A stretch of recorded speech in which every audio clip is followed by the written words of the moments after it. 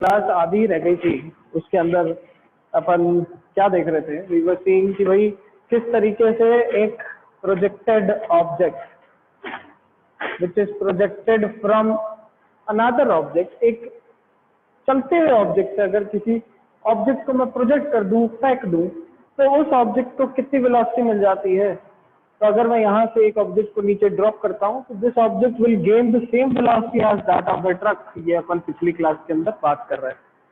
फिर अपन ने इस पे एक क्वेश्चन भी देखा था, this is a very famous question. उस फेमस क्वेश्चन के हिसाब से कि भाई अगर मैं एक ऊपर जाते हुए बलून से, एक बलून जो ऊपर जा रहा है, जो कंटिन्यूसली अपनी वर्टिकल हाइट को गेन कर रहा है, उस बलून से अगर मैं वर्टिकली ड्रॉप कर दूं एक स्टोन को, तो that stone will initially gain the velocity in the upward direction. वो स्टोन पहले इनिशियल वेलोसिटी को अपवर्ड डायरेक्शन में गेन करेगा और उसके बाद हम उसके ऊपर सारी कैलकुलेशंस को करेंगे और फाइनल आंसर्स निकालेंगे। This is very important work for us. And in the previous class अपन क्या पढ़ रहे थे, अपन ऑसिलेशन के बारे में डिस्कस करने लगे थे। हम ये देखने लगे थे कि किस तरीके से एक ऑसिलेटरी मोशन का distance time graph, displacement time graph बन के आता है। आइए उसके बारे में बात करते हैं। फटाफट मुझे ये बात बता दो कि मूविंग ऑब्जेक्ट से प्रोजेक्ट करने पे बॉडी की वेलोसिटी क्या रहती है। किसी को इस चीज के अंदर कोई दिक्कत है तो फटाफट हैंड रेज कर दो, अदरवाइज अपन आगे चलें फटाफट fast. Students, if there is any doubt regarding the previous topic जो पिछली क्लास के अंदर अपन ने पढ़ा था तो हैंड रेज करो, अदरवाइज अपन आगे चलें। चलिए, now there is an announcement for all the new students. जितने भी नए बच्चे क्लास के अंदर हैं, ठीक है, जितने भी नए बच्चे क्लास के अंदर प्रेजेंट हैं उनके लिए एक अनाउंसमेंट है, आप लोग सुनिए। As you all know that your half-yearly exams are starting from your 1st of October, and many students are having difficulties regarding the previous topics which have been taught in the class, जो पहले पढ़ा दिए गए हैं, लेकिन फिर भी आप लोगों को उनमें अगर कोई दिक्कत है, ठीक है, और जितने भी नए स्टूडेंट्स हैं जिन्होंने पुराने चैप्टर्स को नहीं पढ़ा है, तो उनके लिए हम एक revision classes apart from this class लगाएंगे, ठीक है, अपार्ट फ्रॉम दिस क्लास, जिसके अंदर सारे ही स्टूडेंट्स बैठ सकते हैं, सारे ही स्टूडेंट्स उसको अवेल कर सकते हैं। किसी को कोई डाउट आता है प्रीवियस टॉपिक्स में तो वो भी बैठ सकता है, और किसी को दोबारा से पढ़ना है वो भी पढ़ सकता है, ठीक है। तो ये चीज, इसकी इंफॉर्मेशन आज आपको ग्रुप पे मिल जाएगी, आप अपने व्हाट्सएप ग्रुप पे चेक करना, link will also be provided on their only. चलिए, तो इसके बाद अपन बात करते हैं next topic is oscillatory motion.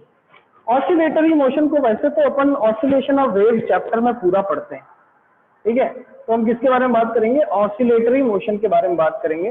हालांकि इसको अपन ऑसिलेशन ऑफ वेव्स में पूरा का पूरा पढ़ते हैं, बट कुछ एक बातें हमें करनी अभी से बहुत जरूरी है ताकि वहां पर अपन को दिक्कत ना आए ना। ऑसिलेटरी मोशन के अंदर सबसे बेसिक एग्जांपल जो देखा जाता है, दैट सबसे basic example is of a pendulum, ठीक है। इसके अंदर अपन ने एक स्ट्रिंग ली है, दिस इज अ स्ट्रिंग, ठीक है। इस स्ट्रिंग को अपन ने मासलेस माना है। क्या माना है? मासलेस। मासलेस का मतलब इसके पास कोई भी मास नहीं है, ये 0 ग्राम की है, सीधी सी बात। इसको मैंने सीलिंग से लटका दिया, छत से एक धागे से लटका दिया है, और ये है मेरे पास bob, BOB, bob of mass m, mass m का मेरे पास एक बॉब है। अब इसको मैं क्या करता हूं, इसको मैं मीन पोजीशन से, इसकी ओरिजिनल पोजीशन से डिविएट करता हूं, इधर लेकर आता हूं, यहां लेकर आया मैं।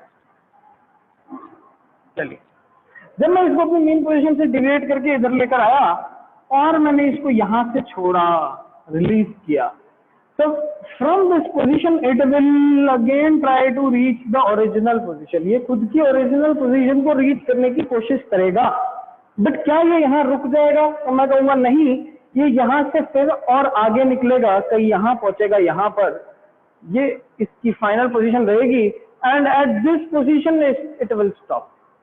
Now from this position he will again move back to the original position, but फिर ये यहाँ रुकेगा नहीं, ये और पीछे जाएगा, यहाँ जाके रुकेगा, यहाँ जाके रुकेगा, फिर वापस आएगा, and so on so forth, ये चलता जाता है। हालांकि इसमें कुछ वर्क फॉर एनर्जी कॉन्सेप्ट रखे हैं, वो अभी अपन नहीं पढ़ेंगे, अभी अपन ये देख रहे हैं that what are the displacement and the velocity. See this type of motion is known as oscillatory motion. कभी कभार क्वेश्चंस के अंदर ऐसा शब्द लिखा दिखता है SHM, और हमारा दिमाग घूम जाता है कि भाई ये क्या लिखा हुआ है, SHM क्या होता है। SHM का मतलब होता है सिंपल हार्मोनिक मोशन। SHM का मतलब होता है simple harmonic motion. Simple harmonic motion का मतलब एक simplest form of harmonic motion जिसके अंदर ऑसिलेशन चल रहा हो। Now harmonic motion are that type of motion which can be represented in the form of sine or cos, represented in the form of trigonometric function।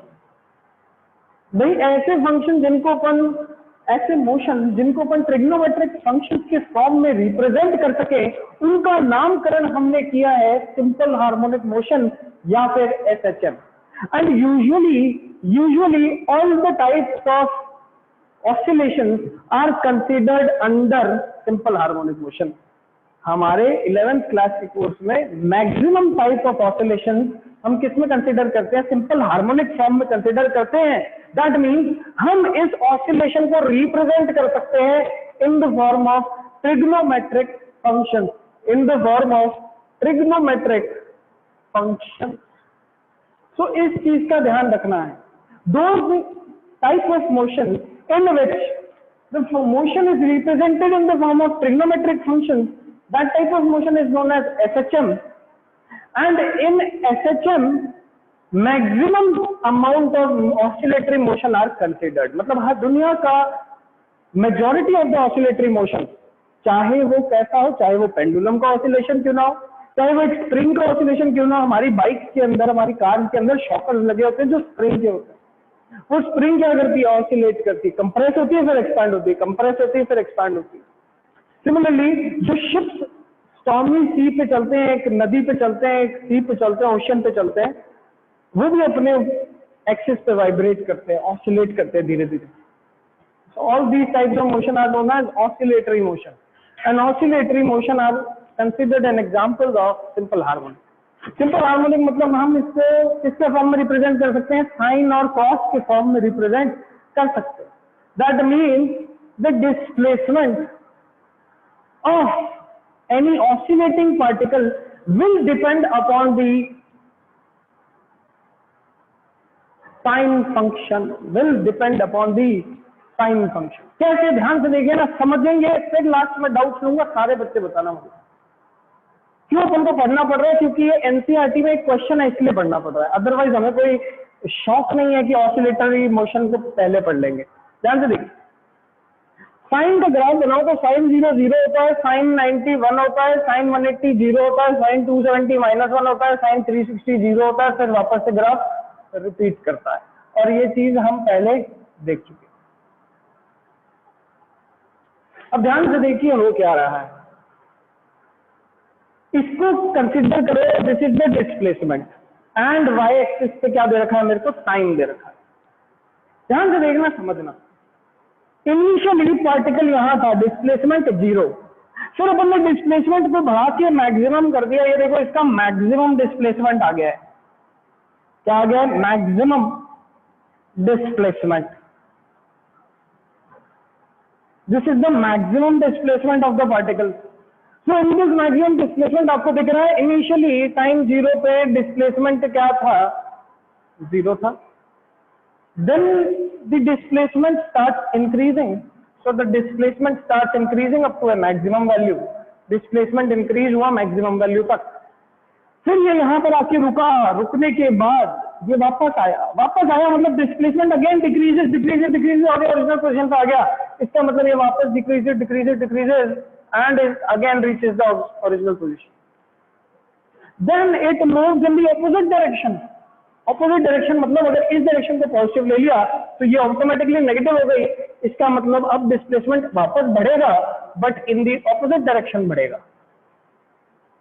फिर उसके बाद वापस से ये डिस्प्लेसमेंट कम होने लगेगा, डिस्प्लेसमेंट कम होने लगा तो वापस से डिस्प्लेसमेंट कम होने लगा, 0 हो गया, वापस मिड पोजीशन आ गया। मीन पोजीशन का वापस ही ऊपर गया तो वापस ये ऊपर गया, देखो इस तरीके से।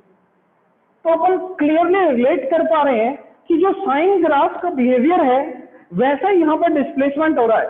That means for an oscillating particle executing simple harmonic motion, for an oscillating particle executing simple harmonic motion, the displacement depends on sin theta, और ये displacement cos theta पे भी depend कर सकता है।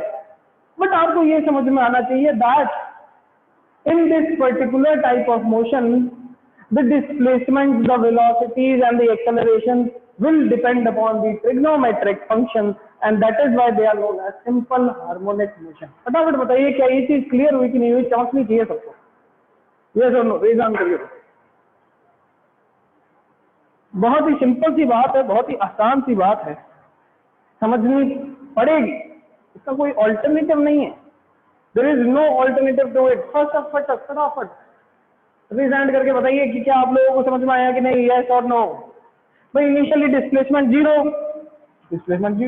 फिर डिस्प्लेसमेंट बढ़ने लगा तो बढ़ने लगा, फिर डिस्प्लेसमेंट वापस कम होने लगा तो वापस कम होने लगा, फिर ये उस तरफ जाने लगेगा, नेगेटिव में डिस्प्लेसमेंट बढ़ा, फिर वापस आएगा तो नेगेटिव में डिस्प्लेसमेंट कम हो जाएगा। हैंड रेज करके बताओ फटाफट आया कि नहीं आया? यस और नो। मूविंग ऑन, ये हमने बात की ऑसिलेटरी मोशन की। यूज कहां पर आएगा? यूज आएगा हमारे एनसीईआरटी क्वेश्चंस जब अपन सॉल्व कर रहे होंगे, ठीक है। तो from tomorrow we will solve all the NCERT questions. 2 और बीपीपीज आपकी रेडी हैं with 30 questions, 60 questions in total, ठीक है। मैं वो आपको प्रोवाइड कर दूंगा। We will start those BPPs next week, अगले वीक अपन उन बीपीपीज को सॉल्व करेंगे, ठीक है। तो आपके पास संडे तक का टाइम होगा। फाइनल 2 डीबीपीज और मिलेंगे आपको उनके लिए। चलिए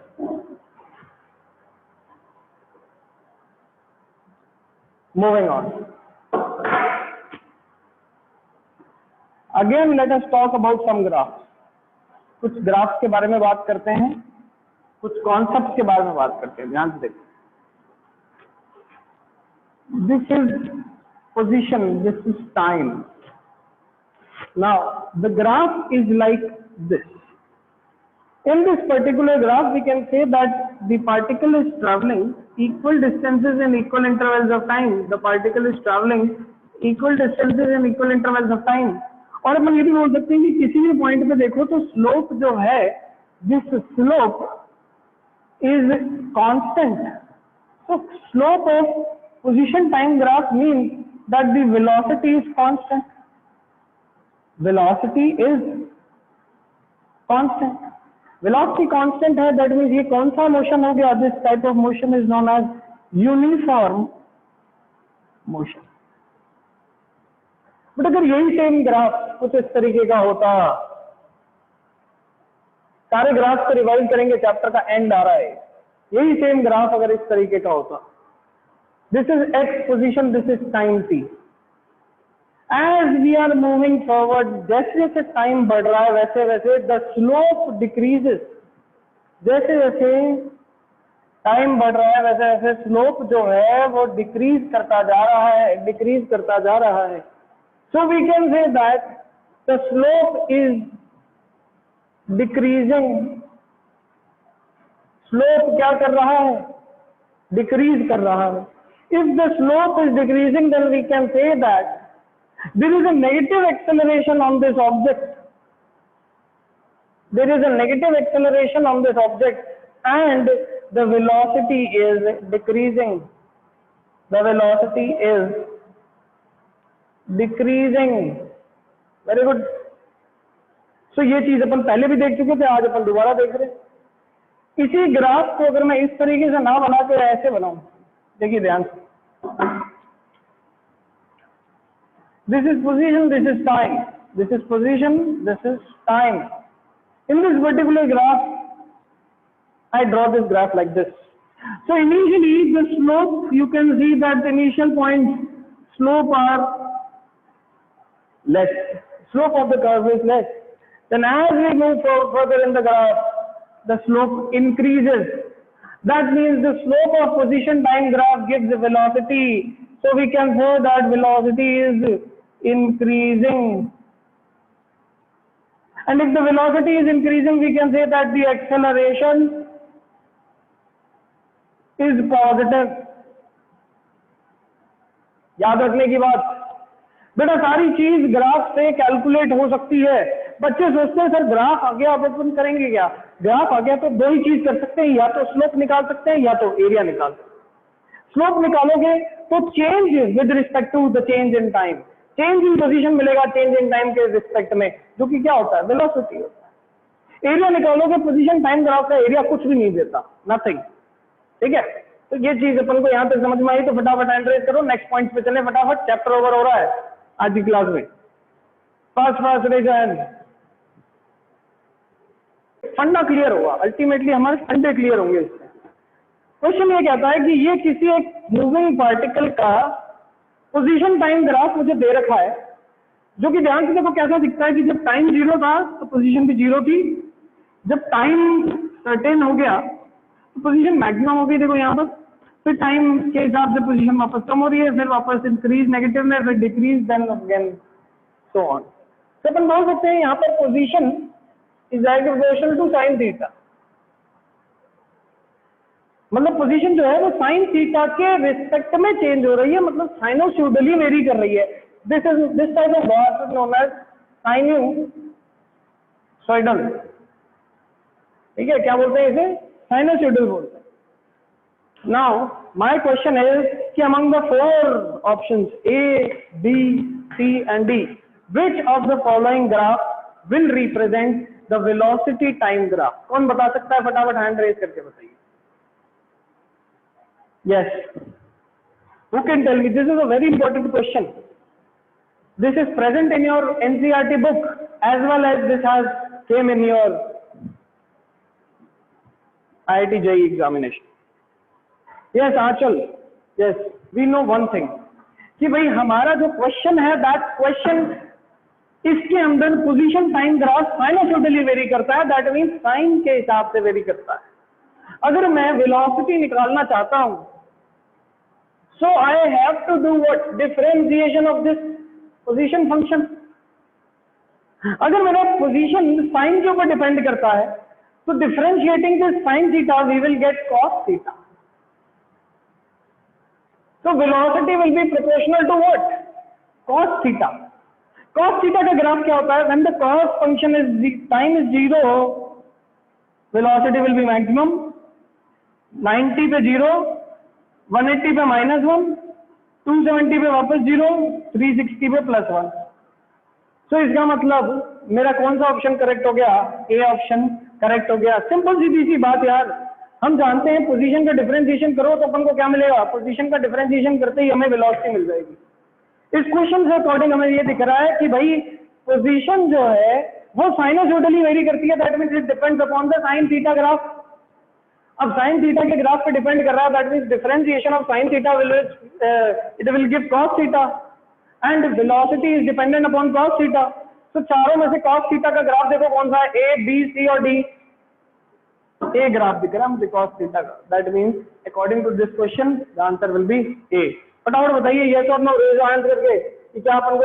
नाउ टेल मी दो स्टूडेंट जिसको आज तक कोई भी डाउट है किसी भी टॉपिक से रिलेटेड, फटाफट बताइए। अगर किसी टॉपिक स्पेसिफिक टॉपिक को रिपीट करना है तो आप वो भी बताइए। फिर अपन नीट 2020 जो कल का ही पेपर है अपना, उसका एक क्वेश्चन करेंगे मोशन इन 1 डायमेंशन का क्लास के अंदर solve. Yes Divya Singh,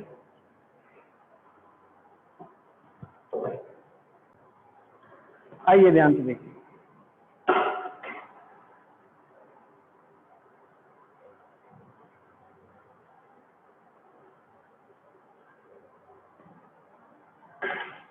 question is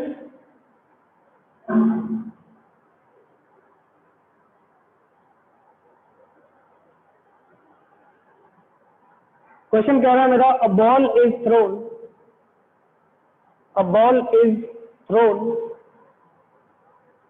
vertically downwards. A ball is thrown vertically downwards with a velocity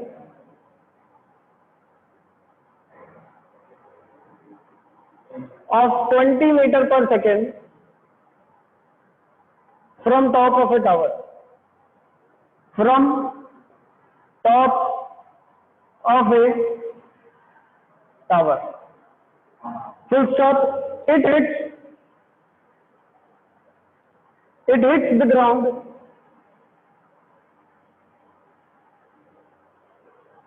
after some time